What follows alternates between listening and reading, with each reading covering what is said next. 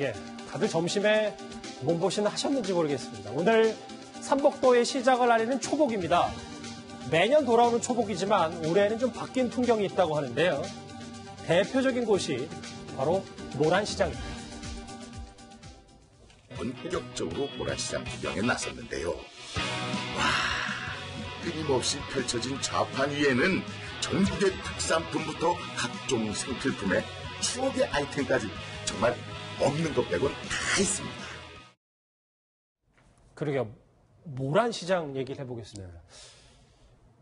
구정철님, 이게 왜 모란시장 하면은 좀 예전에 이미지가 조금 다른 이미지였는데 많이 달라졌나요? 그러니까 이 제목부터 벌써 이 낭만의 성지, 젊은이의 성지네요. 사실 제가 좀 젊었을 때는 이 보신탕의 성지였는데 젊었을 때가 언제시길래?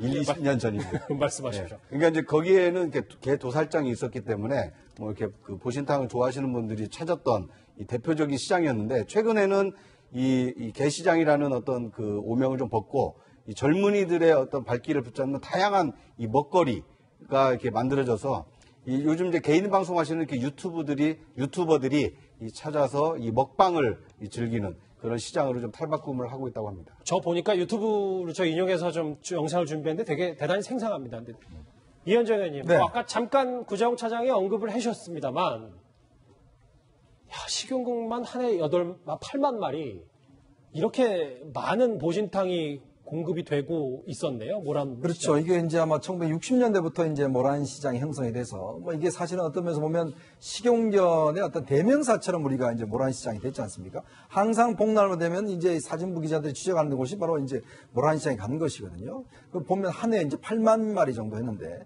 예전에 이제 제가 알기로 아마 이재명 지금 경기지사가 성남시장 시절에 아마 이 문제를 상당히 적극적으로 추진을 했습니다.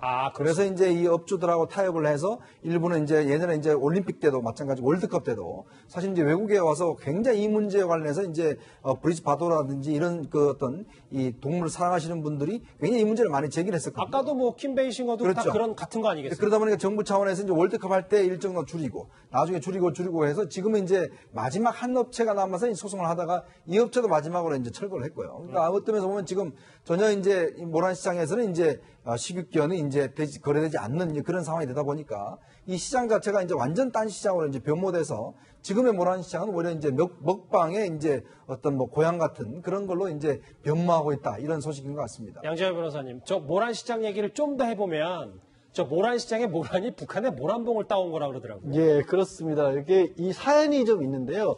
여기 이제 50년대에 예비역 육군 대령한 분이 그때 우리나라 굉장히 어려웠지 않습니까? 거기 예비 재배한 군인들을 모아서 황무지 개간 사업을 주변에서 시작을 했답니다. 그래서 군인들이 굉장히 많이 모여서 저기서 이 마을을 일구고 살았는데 사람들이 많이 모이다 보니까 시장이 필요했을 거 아니에요. 그래서 60년대에 시장도 지었고 또 마을 이름 자체도 평양, 북한 출신이었는데 평양에 어머님을 두고 와서 그 그리운 마음을 평양에 있는 모란봉에서 이름을 땄다고 합니다. 그러니까 성남에 있지만 이 평양의 이름을 딴 모란봉인 겁니다.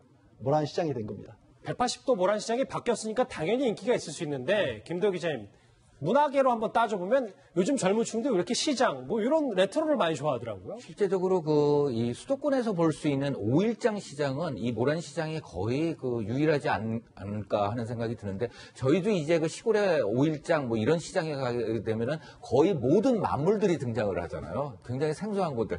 이 뻥튀기도 그 소리도 들을 수 있고 여러 가지 형태를 들을 수 있는데 최근에는 이 유튜버나 아니면 또 이제 이 인플루언서들이 이 모란 시장에서 생소한 물건들, 예전에 쓰던 물건들을 사진 속으로 올리고 그다음에 또 동영상을 촬영해서 올리면서 굉장히 신선한 이 인기를 끌고 있습니다. 무더위의 시작을 알리는 초복과 관련해서 뒷얘기 짚어봤습니다. 마지막 주제가 여러분을 기다리고 있습니다. 주제 같이 확인해 보시죠.